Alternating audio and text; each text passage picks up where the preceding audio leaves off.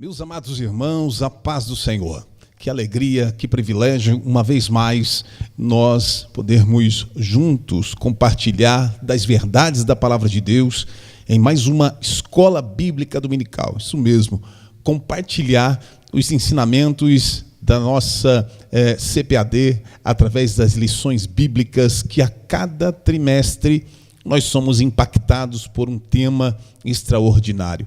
E dentro de cada trimestre, as suas lições, a cada domingo, impactando as nossas vidas com um conteúdo altamente teológico, mas também muito prático, para que nós possamos ter a compreensão da palavra de Deus. Por mais complexo que sejam os conteúdos, os professores em cada uma das nossas congregações, aqui também do Templo Sede, através desse conteúdo online, trazendo para você o entendimento das verdades bíblicas da palavra de Deus. E nesta manhã nós vamos compartilhar uma vez mais deste ensino precioso da palavra do Senhor. E eu quero antes orar com você. Maravilhoso Deus e eterno Pai, Deus de amor, Deus de graça e infinita misericórdia, nós louvamos ao Senhor por este privilégio de uma vez mais podermos juntos compartilhar a Tua palavra. Bendito Deus, te damos graças, Pai, pois o Senhor tem cuidado de nós em cada um dos detalhes das nossas vidas, nos potencializando, Senhor Deus, através da palavra, ó Senhor Deus, nos fortalecendo através do Espírito Santo, para que nós continuemos nesta caminhada, como crentes, aprendendo a Tua boa palavra, a Te servir melhor, Senhor Deus, a entender o propósito da igreja e exercê-lo na vida daqueles, ó Pai amado, que ainda precisam ser alcançados pela Tua palavra. Nesta manhã, Senhor Deus, dê entendimento a cada aluno e a cada professor, Senhor. Encha do Teu Espírito Santo, reveste, Senhor, com Teu poder, para ser um canal de bênção, em nome do Senhor Jesus. Amém. Graças a Deus. Nós estamos estudando durante todo esse trimestre, falando sobre a Santíssima Trindade, essa revista fantástica, a Santíssima Trindade, o Deus único, revelado em três pessoas eternas. E hoje nós vamos estudar sobre o Espírito Santo, o capacitador. O Espírito Santo, o capacitador. O Espírito Santo, meus irmãos, ele é dado a todo o crente. A lição de número 10 vai falar sobre isso. O Espírito Santo, ele é dado a todo crente na conversão como um selo de salvação. Então, todos nós, quando recebemos a salvação, esse presente, essa dádiva tão especial, nós temos o privilégio de termos o Espírito Santo nesse ato da conversão como selo da nossa salvação. Contudo, a promessa do derramamento que foi proferida por Joel, pelo profeta Joel, esta, por sua vez, ela se refere a uma experiência distinta, uma experiência diferente e subsequente à salvação, ou seja, o revestimento de poder. Então é diferente, um revestimento de poder. E nós vamos entender isso mais à frente. Então, já nesse ponto de partida, enquanto todos os salvos possuem o Espírito, nem todos vivenciam esse revestimento que de poder que capacita o crente. Capacita para quê? Para testemunhar. Testemunhar como? Com ousadia, com autoridade. Lá no Pentecostes, os discípulos que estavam reunidos no cenáculo, eles foram revestidos de poder. E, como sinal, nós entendemos e lemos que eles falaram em outras línguas. Além disso, o Espírito Santo, além de revestir com esse poder, essa evidência de falar em línguas, além disso, ele também distribui dons específicos aos crentes, dons espirituais aos crentes que servem para o serviço do reino e também, em consequência, para a edificação da igreja. Nesta lição, então, de hoje, que nós estaremos estudando, nós vamos examinar a promessa universal do derramamento de poder, porque ela é uma promessa universal, apesar de nem todos receberem, mas ela é uma promessa para todos, e também falaremos do seu cumprimento no Pentecostes e a sua continuidade, não é? Para o crente contemporâneo, para as nossas vidas, para nós que estamos vivendo os dias de hoje. E também vamos falar da atualidade dos dons espirituais. Então, é uma lição extraordinária. Fique até o final deste vídeo e seja edificado, seja abençoado. O texto áureo da lição, ele diz o seguinte: e há de ser que depois derramarei meu espírito sobre toda a carne. Na nova tradução na linguagem de hoje, esse texto áureo, ele diz o seguinte: o Senhor diz ao seu povo, depois disso eu derramarei o meu espírito sobre todas as pessoas. Os filhos e as filhas de vocês anunciarão a minha mensagem. Os velhos sonharão, os moços terão visões. Então, está bem comumente ligada até a NVI, a nova versão internacional, também, o texto diz, e depois disso derramarei o do meu espírito sobre todos os povos. Não é? Que o texto fala, derramarei sobre toda a carne, sobre todos os povos. E a continuar diz, os seus filhos e as suas filhas profetizarão, os velhos terão sonhos, os jovens terão visões. A teologia do texto, pelo prisma pentecostal deste texto áureo que está aparecendo na tela para você e que o comentarista traz para nós vemos aqui que Deus toma a iniciativa. Olha o que diz o texto: eu derramarei. Ou seja, o Espírito ele não fica restrito a uma ação aqui, a uma iniciativa da parte de Deus. Segundo ponto, o Espírito ele não está restrito a uma elite, a uma classe. Não está restrito apenas aos reis, aos sacerdotes, aos profetas, oficiais. Não, mas há sim, da parte de Deus, esse derramar de uma forma universal. Nós vemos aqui uma universalização da presença, dessa capacitação espiritual. Terceiro ponto que nós vemos no texto, fala que toda a carne não significa automaticamente todas as pessoas do planeta no sentido moderno, mas um alcance que é amplo e inclusivo. Ele não exclui por gênero, não exclui por idade, não exclui por posição social. Joel 2,29 torna isso explícito ao mencionar até os servos, até as servas. Nós vemos ali falando no texto. Por enquanto, então, nós vamos ter essa ideia, vamos ficar com essa ideia, porque ela será trabalhada de forma detalhada nos pontos e subpontos dessa lição. Então, nós temos aí também na lição a verdade prática. A verdade prática diz o seguinte: o derramamento do Espírito Santo, é uma promessa universal que capacita a igreja com poder para pregar o Evangelho. Qual é a base? À luz de Atos capítulo 1, versículo 8, é necessário nós afirmarmos, então, que há um propósito. Olha, o derramamento do Espírito Santo é uma promessa universal que capacita, é o que diz a verdade prática, capacita a igreja com poder para pregar o Evangelho. Então, à luz de Atos capítulo 1, versículo 8, nós precisamos entender isso, afirmar que o propósito do derramamento do Espírito Santo não é levar os crentes apenas a falar línguas estranhas, seja no culto, seja em casa. Do mesmo modo, nós precisamos entender que o derramamento do Espírito Santo, ele não tem por finalidade produzir no pregador, produzir naquele que está com a palavra no culto, enfim, não é produzir neste pregador uma atuação performática, não é?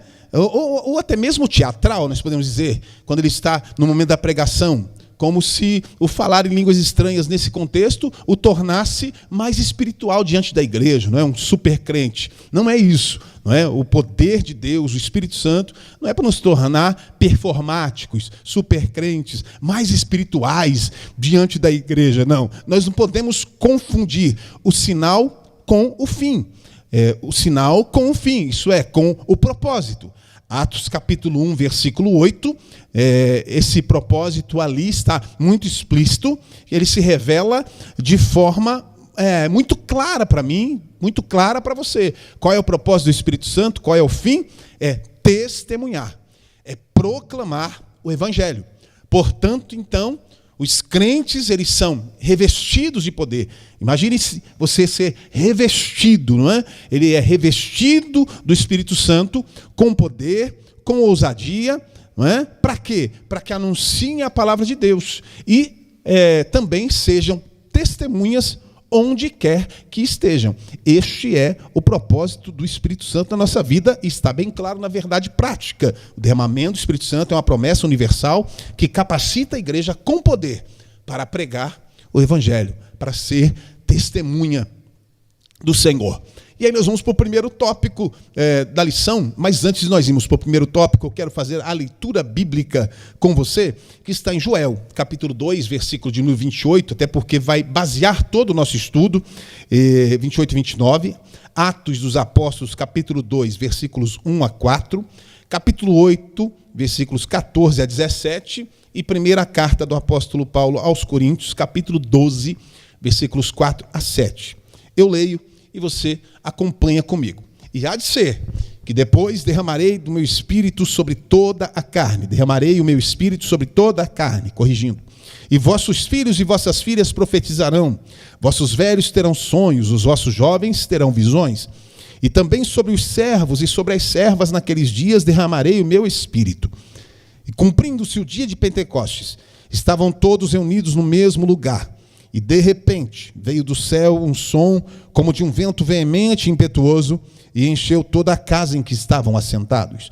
E foram vistas por eles línguas repartidas como que de fogo, as quais pousaram sobre cada um deles. E todos foram cheios do Espírito Santo e começaram a falar em outras línguas, conforme o Espírito Santo lhes concedia que falassem. Os apóstolos, pois, que estavam em Jerusalém, ouvindo que Samaria recebera a palavra de Deus, enviaram para lá Pedro e João, os quais, tendo descido, oraram por eles para que recebessem o Espírito Santo, porque sobre nenhum deles ainda tinha descido, mas somente eram batizados em nome do Senhor Jesus. Então lhes impuseram as mãos e receberam o Espírito Santo, receberam um revestimento de poder, receberam o poder do Espírito Santo. Aí, primeira carta de Paulo aos Coríntios, capítulo 12, versículo 4. Aqui já começa a falar dos dons. Ora, há diversidade de dons, mas o Espírito é o mesmo. E há diversidade de ministérios, mas o Senhor é o mesmo. E há diversidade de operações, mas é o mesmo Deus que opera tudo em todos. Mas a manifestação do Espírito é dada a cada um para o que for útil. Louvado seja o nome do Senhor. Então, primeiro tópico da lição, e nós já vamos para o primeiro subtópico, porque a nível de introdução, eu já passei para você a nível de introdução, então agora já vamos para o primeiro subtópico, que fala sobre a promessa do derramamento do Espírito Santo como uma promessa de abrangência universal. A lição diz assim: na antiga aliança, o Espírito atuava de modo pontual sobre pessoas específicas e para tarefas determinadas. Porém, cerca de 800 anos antes de Cristo, Joel profetizou uma nova dispensação. E aí vem o texto de Joel, capítulo 2, versículo 28.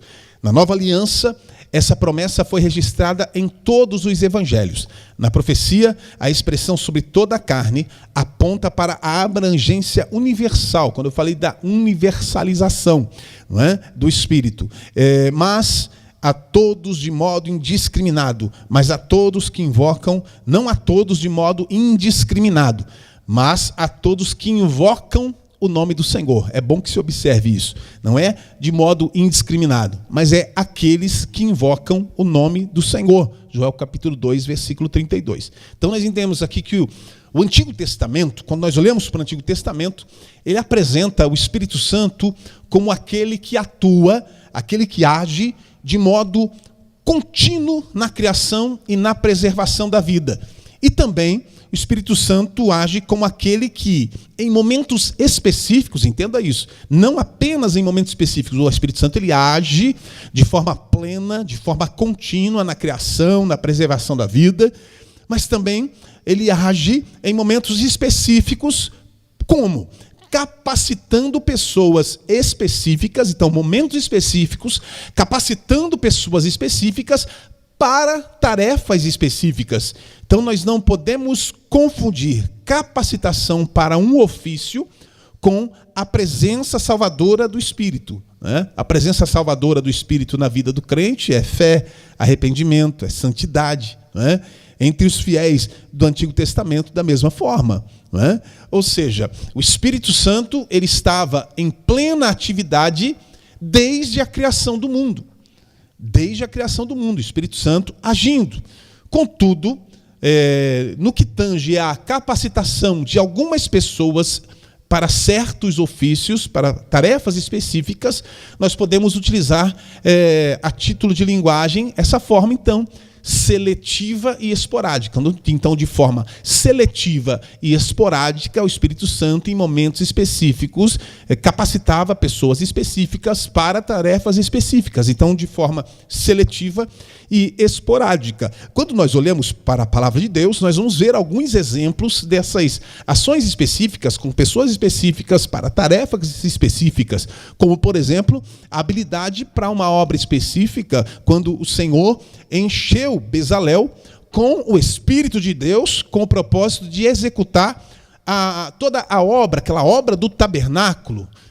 O Espírito concedeu ali habilidade, inteligência, conhecimento e capacidade artística. Nesse caso, o que nós vemos? A ação do Espírito ligada à realização cuidadosa de uma tarefa santa, conforme o padrão que fora revelado por Deus lá em Êxodo.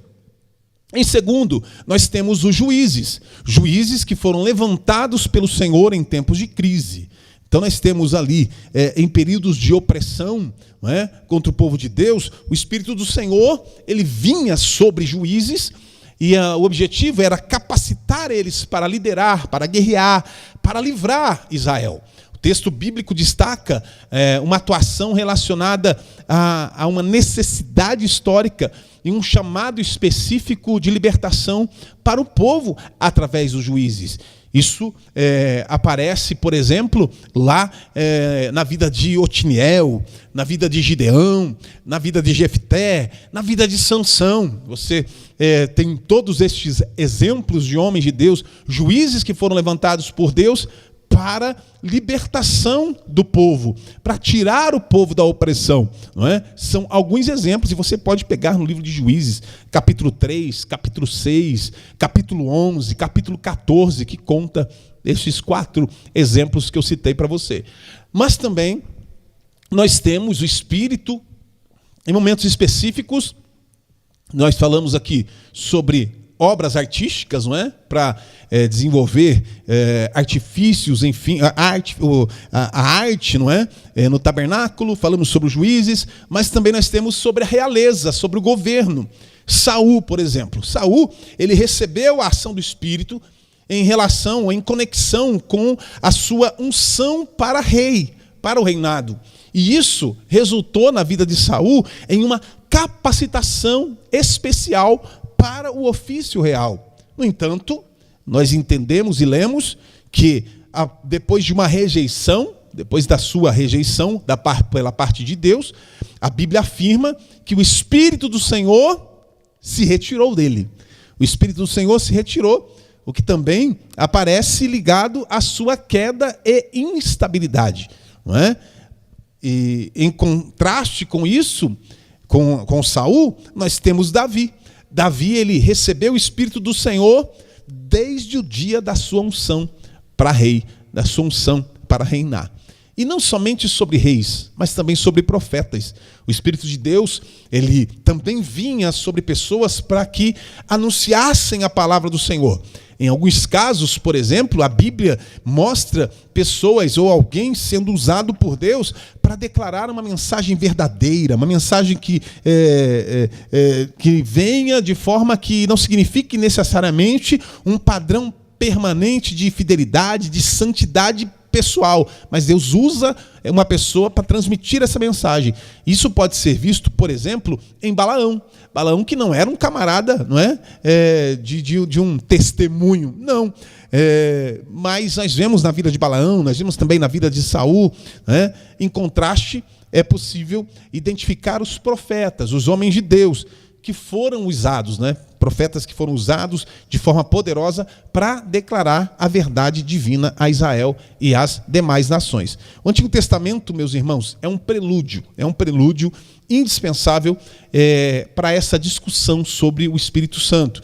Os eventos que aconteceram no dia de Pentecostes, lá em Atos 2, foram, nós podemos colocar como sendo o clímax das promessas de Deus que foram feitas séculos antes. Nós lemos aqui, não é? 800 anos, não é? E essas promessas foram feitas sob a instituição da nova aliança, sob a inauguração da era do Espírito. Então, duas passagens que nós vemos no Antigo Testamento, elas servem para nós como base para isso.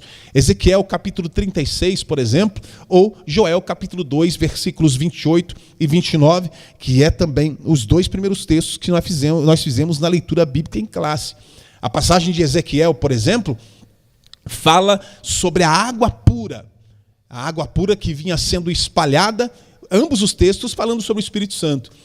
Mas em Ezequiel fala sobre essa água pura sendo espalhada e fala também sobre a purificação das imundícies espirituais sobre o povo. Ela continua dizendo que o Senhor removerá, olha o que o texto diz, removerá os corações de pedra do seu povo e os dará, ou dar-lhe-á, um coração novo, um coração de carne, além de colocar dentro dele, o texto diz lá em Ezequiel, além de colocar dentro dele um espírito novo.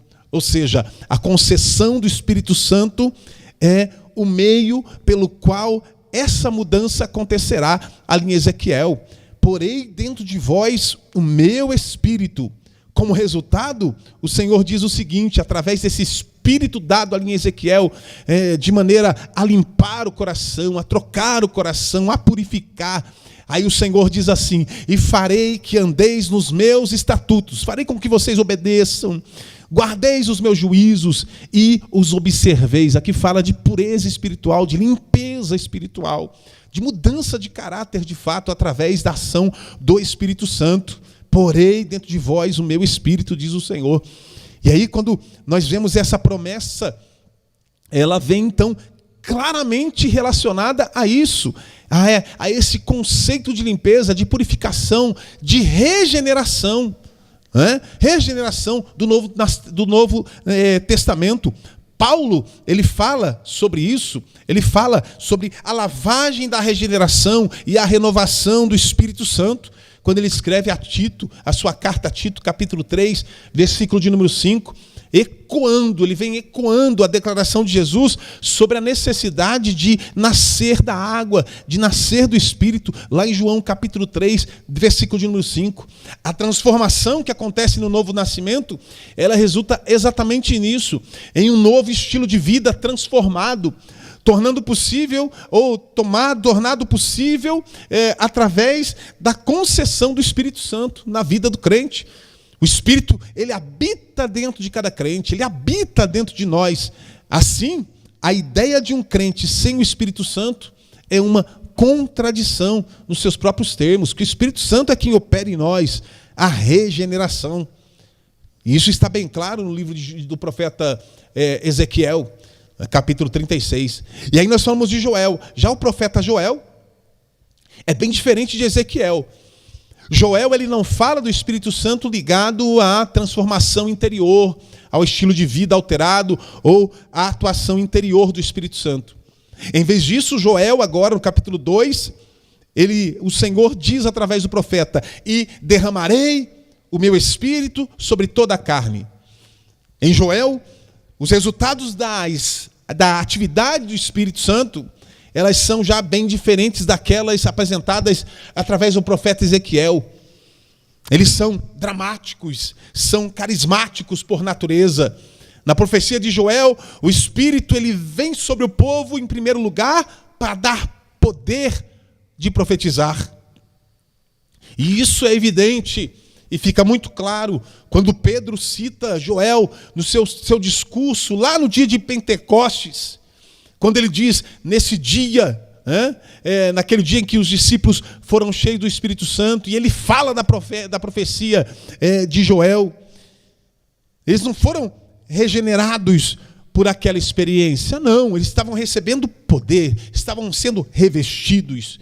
Então nós precisamos concluir dessa forma, que dadas essas diferenças substanciais entre as profecias de Ezequiel e de Joel, que deveriam haver duas vindas históricas separadas do Espírito Santo? É claro que não, a resposta tem que ser essa. Não, é melhor falar de uma promessa ampla do Espírito, que inclui tanto a sua habitação interior na vida do crente, a tua habitação interior, mudando o estilo de vida, mudando o comportamento, mudando, limpando de fato, como também, além dessa habitação interior, mas entendendo também como seu derramar, ou a concessão de poder da parte de Deus sobre a vida do homem, sobre a vida da mulher, sobre toda a carne. Todos aqueles que buscam a face do Senhor. Esses são dois aspectos da prometida atuação do Espírito Santo nas nossas vidas. Nós entendemos isso, então, quando nós falamos quando nós comparamos ambas as profecias. Ezequiel fala de limpeza, enquanto Joel fala de capacitação. Ezequiel fala de um novo coração, um novo espírito. Joel fala de profecias, sonhos, visões, uma ação externa. Ezequiel fala de espírito interior, ação interna. Joel já fala de espírito derramado, fala derramado fora, derramado sobre. Ezequiel fala de mudança moral, comportamental. Joel já fala sem essa menção de conduta, mas é uma obra missional, evangelização, anunciar a Cristo. Aleluia. E aí nós vamos para o ponto de número 2, uma promessa com ação sobrenatural. E o comentarista diz assim: o derramamento do Espírito vem acompanhado de manifestações visíveis e sobrenaturais. Vossos filhos e vossas filhas profetizarão, os vossos velhos terão sonhos, os vossos jovens terão visões. As profecias, os sonhos e visões revelam a atuação do Deus vivo entre o seu povo.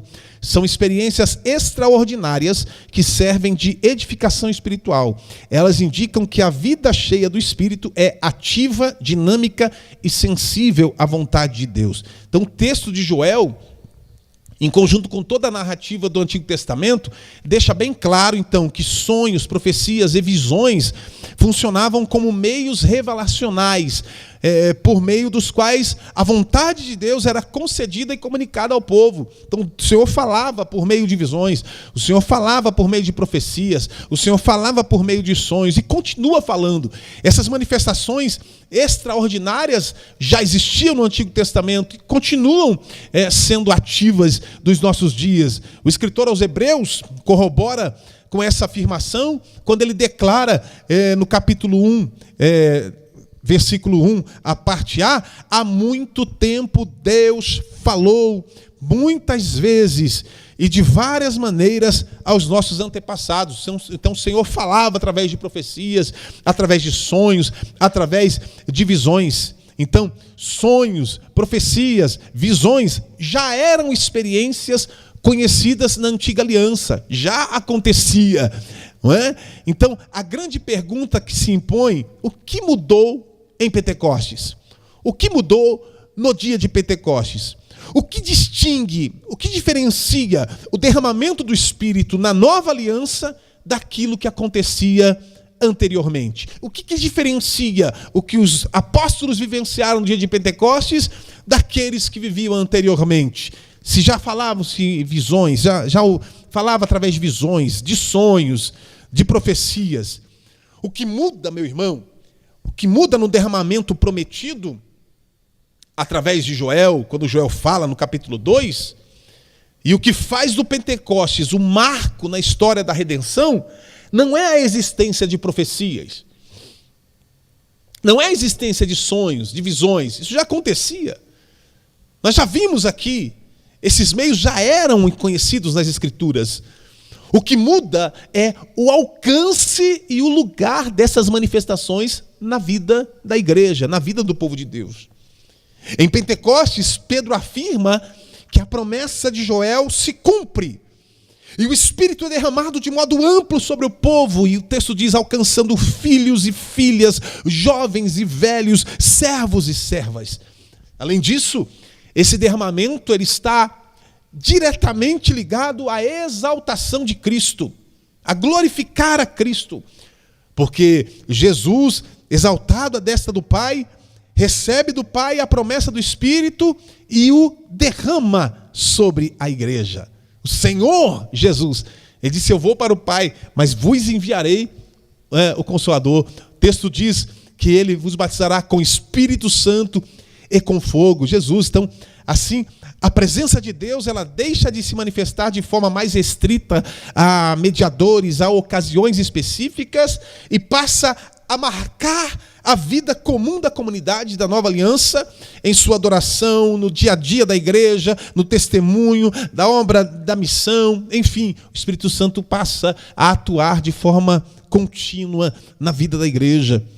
E aí, por isso que o texto fala, a lição bíblica, o comentarista traz no terceiro tópico, falando sobre uma promessa para os últimos dias. A lição diz assim, a palavra profética aponta para o tempo específico. Naqueles dias derramarei o meu espírito. Na terminologia da antiga aliança, tais expressões referem-se à chegada do Messias e ao início dos eventos escatológicos. Pedro identifica o Pentecostes como o cumprimento inicial desses últimos dias. Vamos tomar por referência Atos capítulo 2, versículo 17, para explicar o que significa essa expressão últimos dias. O texto bíblico diz assim, nos últimos dias, diz Deus, derramarei do meu espírito sobre todos os povos. Os seus filhos e as suas filhas profetizarão. Os jovens terão visões. Os velhos terão sonhos. A expressão os últimos dias designa, é claro, o tempo escatológico inaugurado publicamente com a exaltação de Jesus e com o derramamento do Espírito sobre a igreja. Em outras palavras, Pedro está dizendo que o tempo do cumprimento começou. O tempo do cumprimento começou. Ou seja, aquilo que os profetas anunciaram para o fim da história da aliança começou a se manifestar. Começou a se manifestar diante dos olhos da multidão, de forma visível, de forma audível, quando? No dia de Pentecostes. Deus derramou o seu Espírito e com isso ele inaugurou então uma nova etapa da sua obra no mundo.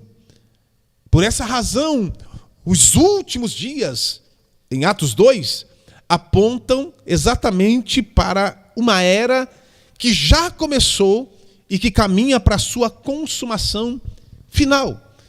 Nesse intervalo entre o início dos últimos dias e a sua consumação, nós podemos então afirmar com segurança que a promessa do derramar do Espírito Santo continua vigente. Ela continua vigente. Então, esse intervalo, esse interim do início, entre o início dos últimos dias e a sua consumação, então nós estamos vivenciando esse derramar do Espírito Santo que continua vigente. Então nós vemos aqui, então, em primeiro lugar, os últimos dias são o tempo em que Deus habita no meio do seu povo de modo coletivo e interior pelo Espírito. No Antigo Testamento, a presença de Deus era fortemente associada ao tabernáculo, ao templo e ao culto. Já em Atos dos Apóstolos, com a exaltação de Jesus Cristo e o dom do Espírito, a presença divina ela passa a marcar a comunidade reunida em torno de Jesus. Assim, então, o povo de Deus se torna a habitação do Espírito. Se antes estava ligada ao tabernáculo, ao templo, ao culto, já no Novo Testamento, a partir de Jesus, a presença divina passa a marcar a comunidade reunida em torno de Jesus e sendo a habitação do Espírito. Então, a vida da igreja passa a ser o lugar dessa presença santa, dessa presença operante, dessa presença capacitadora do Espírito Santo. Em segundo lugar, os últimos dias eles são o tempo do testemunho da proclamação do Evangelho. São tempo do testemunho da proclamação do Evangelho. Em Atos dos Apóstolos, O Espírito, ele não produz só manifestações visíveis.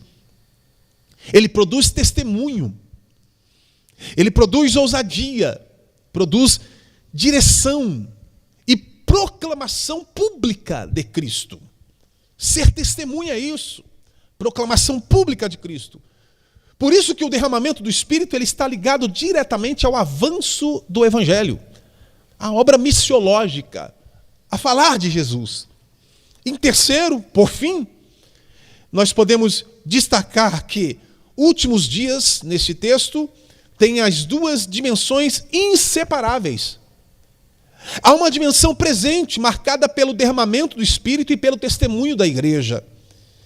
E há uma dimensão futura, marcada pelo juízo e pela consumação.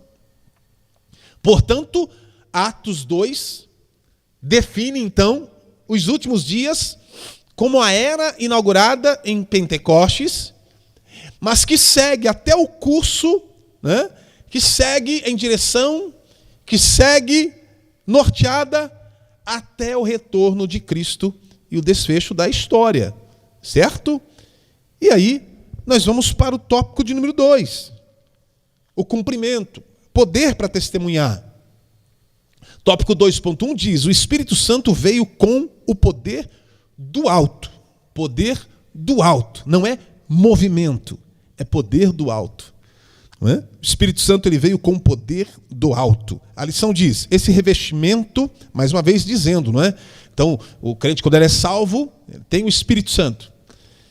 Agora, o revestimento de poder é esse batismo com o Espírito Santo. Um revestimento de poder. Olha o que a lição diz. Esse revestimento significa vestir-se com uma armadura e aponta para uma capacitação sobrenatural e indispensável para ser um supercrente? Não. Olha o que diz o comentarista. Uma capacitação sobrenatural e indispensável para testemunhar Cristo. Atos 1:8. Esse poder, dinamis, não é apenas força para resistir o pecado, mas também ousadia para proclamar o Evangelho, autoridade para operar milagres e sabedoria para edificar a igreja. No livro de apoio, nós, professores, nós recebemos da nossa coordenação o livro de apoio do pastor Douglas Batista, referente a essa lição, que vem com todo o contexto, com todo um arcabouço de conteúdo para que o professor possa ministrar, e com base nele nós preparamos as nossas aulas para ministrarmos aos irmãos. E ele diz, na página 117 do livro de apoio, eu grifei isso, ele diz assim, assim sendo, o Espírito Santo veio com poder do alto para atuar em múltiplas dimensões. Primeiro, na santificação, capacitando o crente a mortificar as obras da carne. Segundo, no testemunho com ousadia, preparando os discípulos a pregar com intrepidez. Terceiro, nos dons espirituais, concedendo graça para realizar sinais e prodígios. Quarto, na edificação da igreja, servindo para fortalecer e expandir o corpo de Cristo.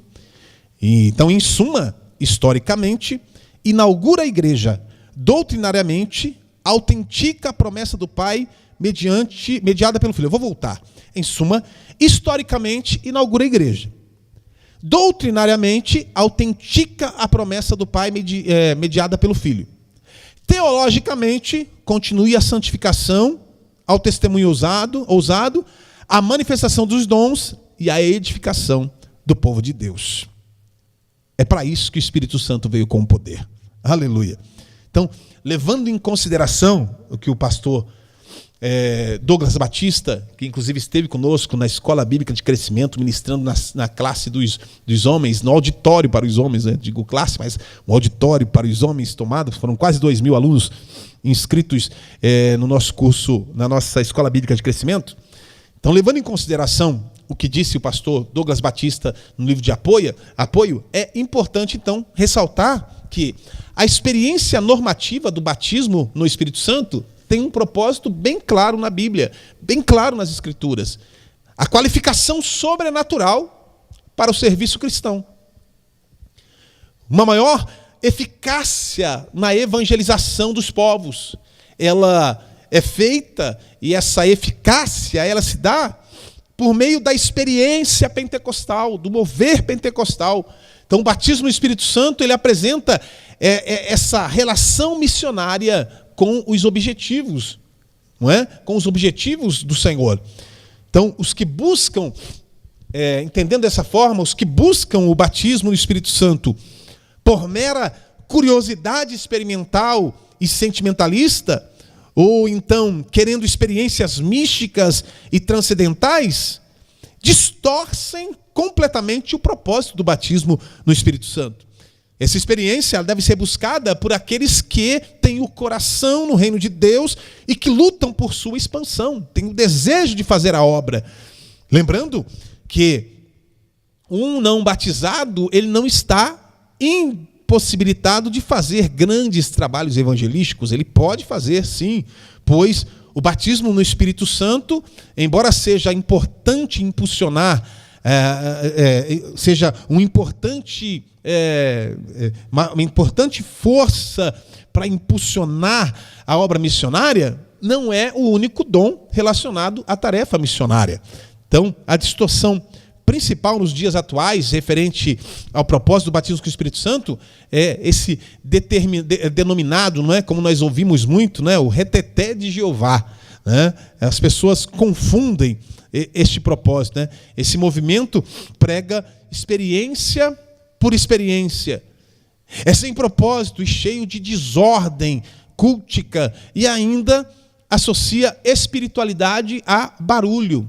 O reteté, longe de ser um reforço ao pentecostalismo, é uma verdadeira desordem que acaba atrapalhando o desenvolvimento de uma doutrina pentecostal que é sadia e bíblica, onde os dons e o batismo do Espírito Santo são pregados dentro dos limites das Sagradas Escrituras. Uma igreja genuinamente pentecostal ouve a palavra, recebe a palavra e não há um barulho desordenado, mas é um barulho, é um culto consciente, não é? A manifestação, línguas estranhas, glória a Deus, aleluia, mas porque foi movido pela palavra, ouviu a palavra, entendeu a palavra, não consegue ficar calado, ele quer glorificar, ele quer exaltar, ele quer manifestar a tua gratidão a Deus em um culto. Não uma desordem, não é? Onde nem mesmo a palavra de Deus possa ser pregada, não é? Ou há possibilidade do pregador expor a palavra de Deus. Então nós temos que tomar esse cuidado para essa questão num barulho que acaba atrapalhando desenfreadamente, não é? E confundir a ação do Espírito Santo com o movimento. Nós entendemos que o Espírito é dado do alto, ele vem de cima para a igreja, não é o movimento que causa, não é? O mover do Espírito Santo, não é o movimento, é o Espírito Santo que vem de cima para baixo. Ele veio enviado, foi enviado para nós de cima. E aí nós temos os sinais da descida do Espírito Santo. A lição diz o seguinte: Atos registra 2 sinais sobrenaturais que marcaram o advento do Espírito Santo. O som, como de um vento veemente e impetuoso, e as línguas repartidas como que de fogo. O vento e o fogo enfatizam a grandeza da ocasião e são sinais audíveis e visíveis da chegada do Espírito. O som, como de um vento, simboliza a presença criadora de Deus. As línguas, como que de fogo, são sinal de purificação e consagração. Esses sinais particulares não se repetiram posteriormente nos batismos no Espírito Santo subsequentes, pois se tratava de um evento solene e único. Então Lucas ele relata que, por ocasião do derramamento do Espírito no dia de Pentecostes, foi ouvido do céu um som como de um vento veemente e impetuoso que encheu toda a casa em que estavam assentados. Lucas escreve isso em Atos capítulo 2, versículo 2. E ainda ele continua dizendo que foram vistas por eles línguas repartidas como que de fogo, versículo 3. Os estudiosos da Bíblia explicam que esses sinais são manifestações da presença de Deus, não é? Verdadeiras teofanias. Não é? Ou seja, Deus se revelou de maneira visível e audível. Assim como fez lá no Monte Sinai. Assim como fez no Monte Sinai, quando ele entregou a lei a Moisés. Agora aqui de forma visível para todos aqueles que estavam buscando ao Senhor.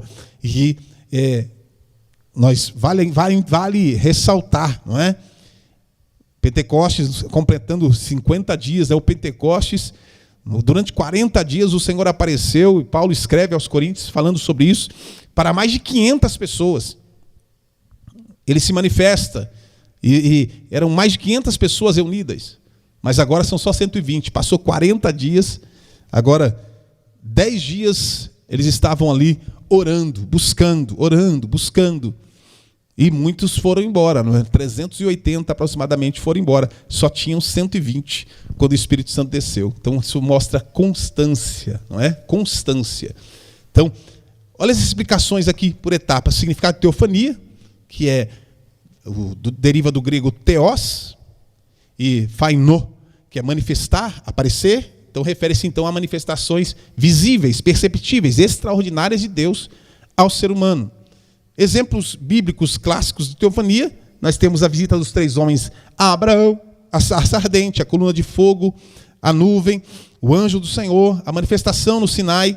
Ou seja, Deus se revela ao povo de Israel com trovões, relâmpagos, densas nuvens, fogo, som de trombeta, marcando a aliança mosaica. Agora, essas características, essas teofanias têm algumas características principais. Elas se manifestam por meio de sinais visíveis, extraordinários. Eu disse aqui fogo, nuvem, luz, forma humana, etc. Ocorrem em contextos de grande relevância para a história da redenção. Têm propósitos revelacionais, como vocação, proteção, juízo, instrução divina. E geralmente provocam temor reverente, aquele temor de reverência. Provocam adoração, provocam transformação do destinatário da revelação. E nós também, no Novo Testamento, nós temos o conceito de teofania, onde ele é aprofundado em algumas aparições de Cristo, por exemplo, ressurreto, como no episódio da conversão de Paulo, são identificados ali como cristofanias, manifestações glorificadas de Jesus Cristo. E constituem essa categoria específica de teofania, que mantém esse caráter revelacional, extraordinário, mas com a centralidade cristológica na nova aliança. Então, quando a gente vê, a gente tem alguns pontos de comparação entre o Sinai e o dia de Pentecostes. Versículos 2 e 4, fica claro que a descida do Espírito é um evento claramente público, não é? Os 3 sinais, som audível, sinal audível, né? O vento, o sinal visível, o fogo, o sinal interno, línguas, foram observados por todos aqueles que estavam presentes e os efeitos foram óbvios na vida de todos. Foi uma manifestação visível e pública. O primeiro sinal, que era um som similar a de um vento impetuoso vindo do céu, aos observadores, né, do firmamento, e diz o texto que encheu toda a casa onde estavam assentados. Ele revivia o som da trombeta no Monte Sinai para anunciar os mandamentos. Também pode ser uma alusão ao episódio dos ossos secos, lá em Ezequiel capítulo 37, em que o vento os enche de uma nova vida. Ou seja, o enchimento de toda a casa significa o quê? A vinda do Espírito Santo a cada crente. O segundo sinal parecia ser o de línguas de fogo distribuídas e pousadas sobre cada um dos presentes, todos os crentes. O vento simbolizava a chegada do Espírito e o fogo a sua entrada em cada crente, em cada seguidor, em cada apóstolo. Aleluia! Em cada discípulo. Essa adicional tipologia podemos colocar como revivendo os trovões e relâmpagos lá no Monte Sinai, em Êxodo capítulo 19. Já o último sinal, o fato de que, como consequência dos 2 primeiros, os presentes, eles começaram a falar em outras línguas, segundo o Espírito Santo lhes concedia que falassem. Esse fenômeno aí já descreve os resultados visíveis do Espírito Santo, da atuação do Espírito. O Espírito que chegava era um ente invisível, diferentemente da sua atuação, que era bem visível, o fogo e a fala em línguas. Cada filho de Deus ali estava, cheio do Espírito Santo, e não conseguia ficar calado, tendo de expressar abertamente, publicamente, o que estava à sua volta, o que eles estavam vivenciando. Aleluia. E aí, ponto 3, essa evidência de revestimento de poder.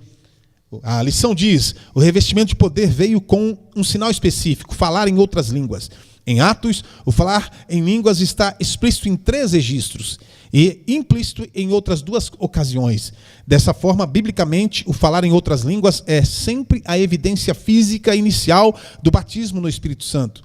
Essa evidência difere do dom espiritual de variedade de línguas. Esse último dom requer interpretação para a edificação da igreja. Porém, o falar línguas como batismo ou renovação não requer interpretação. Então, embora muitas vezes tratado como sinônimos, existe uma diferença entre a manifestação da variedade de línguas e o falar em línguas estranhas. A distinção fundamental, ela começa em suas origens divinas. Enquanto o batismo com o Espírito Santo é uma promessa realizada pelo Senhor Jesus, a variedade de línguas ela é classificada como um dom espiritual, e esse dom espiritual distribuído e concedido pelo Espírito Santo aos crentes. Então, por enquanto, nós podemos ficar com essa breve distinção e entender dessa forma e focar na evidência do batismo no Espírito Santo. E à luz das Escrituras, o pentecostalismo clássico entende que o falar em línguas como evidência inicial do batismo com o Espírito Santo difere, então, do dom de línguas. Esse último, que é o dom de línguas, obedece essa orientação paulina que requer interpretação para a edificação da igreja, conforme a gente vê na primeira carta de Paulo aos Coríntios, capítulo de número 14, lá no versículo 27. Agora, o falar línguas como batismo no Espírito Santo já é compreendido como o agir de Deus que visa a edificação pessoal do crente. Já nesse caso, não se requer interpretação, nem mesmo a repreensão. Então, as línguas, entendemos dessa forma, então, as línguas como evidência no Pentecostes, no dia de Pentecostes, onde cerca de 120 irmãos falaram outras línguas conforme o Espírito Santo lhes concedia que falassem. E as línguas como evidência na casa de Cornélio, nós vemos lá também, a multidão presente na casa do centurião, recebeu o batismo com o Espírito Santo durante a ministração do Evangelho pelo apóstolo Pedro, e o fato de terem recebido o dom do Espírito, manifesto no falar em outras línguas, foi o sinal exterior que acabou surpreendendo os companheiros circuncisos de Pedro e resultou na sua ordem de batizar os gentios convertidos. As línguas como evidência em Pentecostes, como evidência na casa de Cornélio. Nós temos as línguas como evidência em Samaria. Filipe, ele evangelizou Samaria e muitos dos samaritanos creram. Os convertidos, batizados nas águas, ainda não tinham recebido o revestimento de poder, batismo com o Espírito Santo. Aí Pedro e João, eles foram enviados para orar pelos samaritanos, e quando eles chegam lá e oram pelos samaritanos, eles recebem o Espírito Santo. Aleluia, louvado seja o nome do Senhor. E nós vemos também as línguas com evidência lá em Éfeso. Ao chegar em Éfeso, Paulo ele encontrou um grupo de 12 irmãos já convertidos que ainda não tinham recebido o Espírito Santo. Atos capítulo 19. Durante a oração do apóstolo, o texto diz que veio sobre eles o Espírito Santo e falavam línguas. Nesse episódio é tremendo, o batismo com o Espírito Santo ele é subsequente e distinto da conversão, segundo a teologia de Lucas e Paulo. E aí nós temos as línguas como manifestação, como evidência, lá em Damasco. Após a conversão, Paulo recebe a visita de Ananias, que tinha a incumbência única e exclusiva de orar para que ele recuperasse a vista e fosse cheio do Espírito Santo. Atos capítulo 9. Embora Lucas ele não registre que a experiência foi acompanhada de línguas, Paulo ele assegurava que falava em outras línguas. Então, nessa perspectiva, nós entendemos, é categórico dizer que certamente a sua experiência, a experiência de Paulo com o Espírito Santo em Damasco, incluiu também o falar em outras línguas. E o sinal, como o batismo no Espírito Santo, nós reiteramos então que, não obstante esse ponto ser o alvo de controvérsia, até mesmo entre alguns grupos pentecostais, a visão bíblica sobre o assunto, ela nos parece muito clara. Nós temos a nossa declaração de fé das Assembleias de Deus, e há uma confirmação taxativo, uma afirmação taxativa na nossa declaração de 2017. Lá na página 167 diz assim: o derramamento do Espírito veio com um sinal específico, o falar em línguas. Atos capítulo 2, versículo 4. Essa experiência repete-se na vida da igreja. Atos capítulo 10, versículo 46, Atos capítulo 19, versículo 6. Isso porque a experiência pentecostal não ficou restrita ao dia de Pentecostes. Ela acontece no cotidiano da igreja de Cristo, na terra, ao longo dos séculos, conforme a promessa divina. Na nossa declaração de fé, a declaração de fé das Assembleias de Deus. Você pode adquirir pela CPAD, você encontra facilmente na internet para que você possa ter acesso a essas informações também. É importante que você tenha. E aí nós vamos para o último tópico, o tópico de número 3. E antes de nós continuarmos, eu quero dizer a você, se esse canal tem sido bênção para a tua vida, se esse conteúdo tem sido bênção para a tua vida, compartilhe este canal, se inscreva neste canal. Nós já passamos a casa dos 10 mil inscritos, você pode ser um destes também, para estar participando, compartilhando deste conteúdo tão especial e enviando, não é, para mais alguém. Então curta, comente se essa aula tem sido bênção para a tua vida, se esse conteúdo, não somente das aulas, mas dos cultos aos domingos, os cultos às quartas-feiras, onde nós temos sendo ministrados, e comente, deixe um comentário, positivo ou negativo, não tem problema, mas o teu comentário vai servir para que nós possamos também direcionar nosso conteúdo e alcançar mais vidas através da evidência desse conteúdo. Cada vez que você compartilha, que você curte, que você comenta, isso ajuda para que essa mensagem seja entregue para mais e mais pessoas. De forma estratégica, você faz isso, de forma consciente, você faz isso, e o canal alcançado também. Vamos para o ponto de número 3, a continuidade do derramamento do Espírito. 3.1, a extensão da promessa do Espírito. Na casa de Cornélio, a lição diz: a regeneração ocorreu pela fé em Cristo, e o batismo do Espírito Santo precedeu o batismo em águas. Em Samaria e Éfeso, foi derramado após o batismo nas águas. Esse revestimento de poder é algo distinto no novo nascimento. Então, batismo no Espírito Santo é a externalização de uma experiência reconhecível, audível e visível. Nós vimos isso, não é? Língua de fogo, o som de um vento veemente e impetuoso, falar em línguas.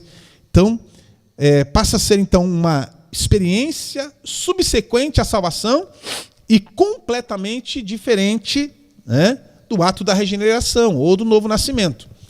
Não se trata de um modismo religioso, mas do cumprimento de uma promessa feita pelo Pai. Já lemos a promessa, Joel capítulo 2, versículo 28, que foi ratificada pelo Filho em Mateus capítulo 3, lá no versículo 11, e manifestada pelo Espírito Santo, o Consolador prometido, Atos dos Apóstolos capítulo 2, versículo 1 a 4. Então ela é prometida pelo Pai, ratificada pelo Filho e manifestada pelo Espírito Santo. Ok? Então, o batismo do Espírito Santo, ele não deve ser confundido com a regeneração. Então, a esse respeito, nós temos algumas evidências bíblicas que devem ser consideradas. Primeiro, os 120 discípulos reunidos no cenáculo, no dia de Pentecostes, que receberam o batismo com o Espírito Santo, já eram salvos quando receberam o batismo no Espírito. E entre eles estavam os apóstolos, os primeiros seguidores de Jesus, Maria, os irmãos do Senhor. Então não estavam ali aguardando a salvação, mas estavam aguardando a promessa do revestimento poderoso e capacitador do Espírito. Ponto 2. Os samaritanos. Atos capítulo 8, versículo 12 a 14, ou Atos 12 e versículo 14, eles já haviam crido nas boas novas de Cristo e haviam sido batizados. No entanto, não haviam recebido ainda o batismo no Espírito Santo. Por isso, Pedro e João oraram, impuseram as mãos sobre eles, como nós lemos há pouco, para que eles recebessem o Espírito Santo, e assim aconteceu. Terceiro ponto, de modo semelhante, os discípulos lá em Éfeso, relatados em Atos capítulo 9, experimentaram esse novo padrão, esse mesmo padrão. E, em quarto lugar, em último lugar, não menos importante, o próprio Jesus. Em Atos capítulo 10, versículo 38, o texto diz que ele foi ungido com o Espírito Santo, não para a regeneração. Jesus era sem pecado, mas para cumprir a sua missão messiânica com autoridade e com poder. E é para isso que o Espírito Santo veio sobre nós, para que nós realizemos a obra do Senhor com poder, com ousadia, com autoridade. Subtópico 2, o Espírito opera com diversidade e unidade. A lição diz: a Trindade inteira participa. O Espírito distribui os dons. O Filho dirige os ministérios e o Pai opera os resultados. Essa pluralidade indica a riqueza da igreja. Paulo ensina que a diversidade de dons na igreja tem origem no próprio Deus triuno. Então, a variedade de manifestações espirituais não é sinal de confusão, mas sim de expressão de ação harmoniosa do Pai, do Filho e do Espírito Santo para o bem comum da igreja. Os dons, quer ministeriais ou espirituais, eles são distribuídos diretamente pela Trindade divina. Paulo diz que o Pai, o Filho e o Espírito Santo operam conjuntamente no exercício desses dons. Olha o que diz primeira carta de Paulo aos Coríntios, capítulo 12, versículos 4 até o versículo 6. É o Espírito Santo quem concede os dons. Ora, há diversidade de dons, mas o Espírito é o mesmo. É o Filho quem distribui os dons. E há diversidade de ministérios, mas o Senhor é o mesmo. Ou seja, é o Pai que opera. E há diversidade de operações, mas é o mesmo Deus que opera tudo em todos. Então, o Espírito Santo concede os dons. Olha lá o que diz o texto. Ora, há diversidade de dons, mas o Espírito é o mesmo. O Filho distribui os dons. Há diversidade de ministérios, mas o Senhor é o mesmo. O Senhor é o mesmo. Aí fala, e o Pai, é o Pai quem opera os dons. Há diversidade de operações, mas é o mesmo Deus que opera tudo em todos. Então, diversidade de dons, mas o Espírito é o mesmo. Diversidade de ministérios, mas o Senhor é o mesmo, Jesus. Há diversidade de operações, mas é o mesmo Deus que opera tudo em todos. Vamos voltar? Então, é o Espírito Santo que concede os dons. Olha o que diz o texto de primeira carta de Paulo aos Coríntios, capítulo 12, versículos 4 a 6. O Espírito concede os dons. Ora, há diversidade de dons, mas o Espírito é o mesmo.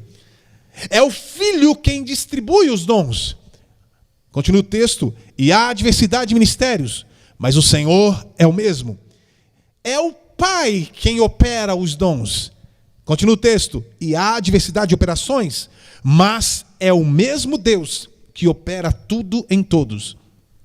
Dons espirituais são os meios pelos quais o Espírito Santo revela o poder e a soberania de Deus através de instrumentos humanos, através do capital humano, através do homem, através da mulher.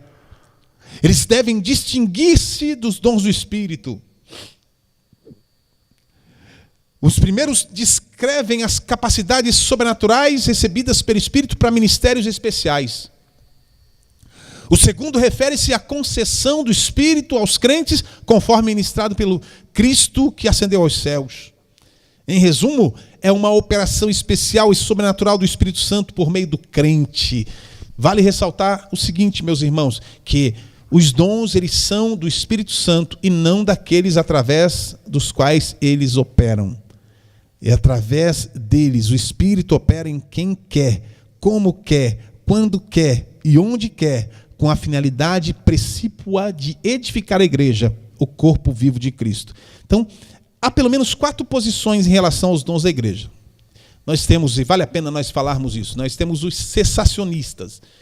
Quem são cessacionistas? São aqueles que creem que os dons de sinais registrados em 1 Coríntios 12, eles foram restritos ao tempo dos apóstolos. Para estes, os cessacionistas, esses dons eles não são contemporâneos, nem estão mais disponíveis para a igreja contemporânea, para nós. Segundo ponto, há os ignorantes, aqueles que não conhecem nada sobre os dons. Paulo, ele orienta os coríntios para não serem ignorantes com respeito aos dons espirituais. Por quê? Havia gente na igreja que ignorava esse assunto e, por isso, não podia utilizar a riqueza dessa provisão divina para a igreja. Em terceiro, nós temos os medrosos. Então, dentro dessas posições, dessas 4 posições, nós temos os medrosos também. São aqueles que têm medo dos dons, têm medo dos excessos, têm medo de cair em extremo, medo de... enfim, e esse medo acaba levando essas pessoas a enterrar os seus dons e não utilizá-los para glorificar a Deus e nem para edificar a igreja. E o quarto, os que creem na contemporaneidade. São aqueles que creem que os mesmos dons espirituais concedidos pelo Espírito Santo no passado estão disponíveis para a igreja atualmente. E aí, em último lugar, o Espírito distribui dons com propósito. O comentarista diz na lição: os dons não são para ostentação pessoal, e nós entendemos isso lá na abertura da lição. Qual o propósito de ser cheio do Espírito Santo, não é? Não é para serem pregadores performáticos, né? Obreiros performáticos, não. Não é para ostentação pessoal, ostentação ministerial, mas é para o serviço do reino, para a edificação da igreja, para glorificar a Cristo. O comentarista está sendo muito feliz aqui. O Espírito os distribui com um propósito, para o que for útil, e os reparte soberanamente, a cada um como quer. Os dons são graças espirituais concedidas e controladas pelo Espírito. A finalidade específica dos dons nos protege de 2 perigos espirituais: a soberba, que transforma o dom em motivo de vanglória, e a negligência, que enterra o dom e impede o seu uso. A Bíblia ensina que os dons espirituais, eles devem ser tratados com seriedade, com reverência, com entendimento. Em primeiro lugar, Paulo afirma que não devemos ser ignorantes quanto a esse assunto. Porque os dons, eles fazem parte da vida da igreja e precisam ser compreendidos à luz da palavra. Além disso, a própria Escritura, ela nos orienta a procurar os dons, isto é, a desejar, a buscar aquilo que edifica o corpo de Cristo. Contudo, essa busca não significa controle humano sobre os dons, porque eles pertencem ao Espírito Santo.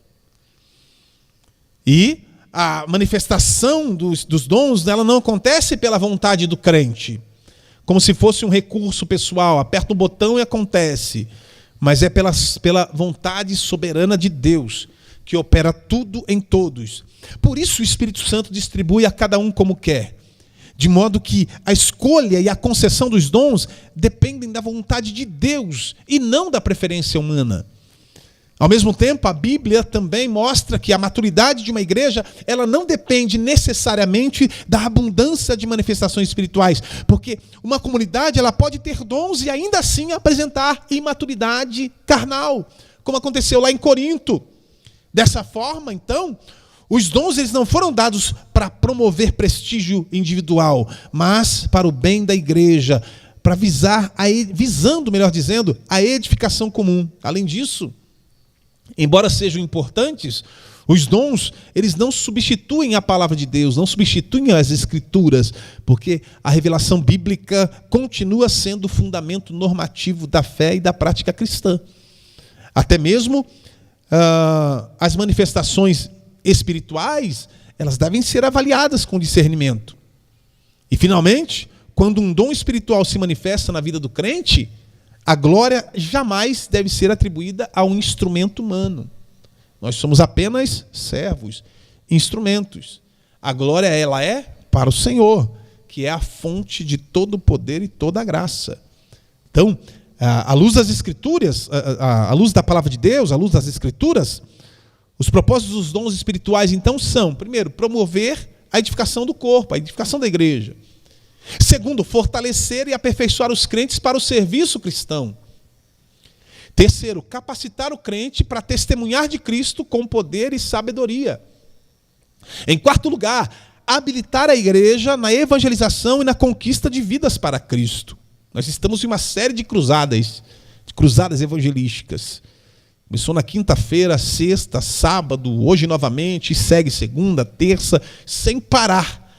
As nossas cruzadas evangelísticas. E tem que ser no poder do Espírito Santo, através dos dons. Então, habilitar a igreja na evangelização. conduzir tudo a glorificar a Jesus Cristo. Em sexto lugar, confirmar a palavra de Deus por meio da ação do Espírito. Em sétimo lugar, favorecer o crescimento da obra de Deus em quantidade, mas também em qualidade. Em oitavo lugar, contribuir para a unidade cristã. A unidade da fé para o conhecimento de Jesus. Em nono lugar, levar os crentes à maturidade espiritual. Em décimo lugar, tornar cada crente útil e fiel no serviço cristão. E aí, meus irmãos, nós chegamos à conclusão, não é? Passa muito rápido, mas um ensino extraordinário para a nossa vida. A conclusão diz o seguinte: o Espírito Santo é o capacitador divino prometido a todos os que creem em Jesus Cristo. Desde o Pentecostes até os dias atuais, sua promessa permanece vigente e atua continuamente na vida da igreja. A promessa do derramamento, conferida pelo profeta Joel e cumprida historicamente no dia de Pentecostes, não ficou restrita àquele evento singular, mas se estende a todos os crentes de todas as gerações e épocas. Por meio dessa experiência de revestimento de poder, o Espírito Santo capacita os crentes com dons específicos e diversos, visando a edificação do corpo de Cristo, o testemunho ousado do Evangelho e a expansão do reino de Deus na terra. Contudo, é fundamental compreender que não devemos confundir o sinal com o propósito.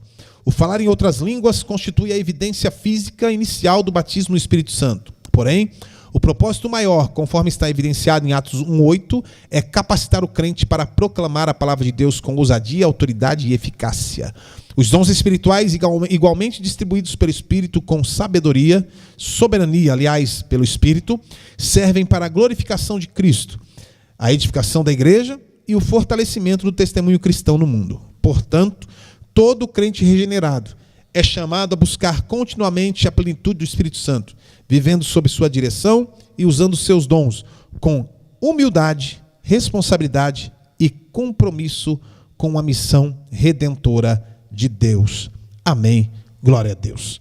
Chegamos ao final dessa aula, certos da bênção do Senhor sobre a nossa vida, e já abrindo o convite para que logo mais às 18h30 você esteja juntamente conosco para mais um culto de celebração, de louvor e adoração ao nosso Deus. As famílias reunidas tomando este tempo em celebração e adoração ao Senhor. Eu quero orar por você. Maravilhoso Deus e eterno Pai, nós te louvamos por estes momentos especiais que estivemos na Tua presença, pelo direcionamento da Tua palavra aos nossos corações, pelo Espírito Santo, este presente especial para as nossas vidas e a evidência, Senhor, em falar em outras línguas, os dons distribuídos na igreja, edificando, trazendo, Senhor Deus, crescimento espiritual, Senhor Deus, ao Teu povo. Pai bendito, continua conosco, logo mais que a Tua mão esteja sobre nós. Pai bendito, continue abençoando as cruzadas evangelísticas que estão sendo realizadas, que o Teu nome seja glorificado, vidas sejam salvas, libertas, e ó Senhor Deus, tudo para a glória e louvor do Teu nome, em nome de Jesus. Amém. Graças a Deus. Deus te abençoe, em nome do Senhor.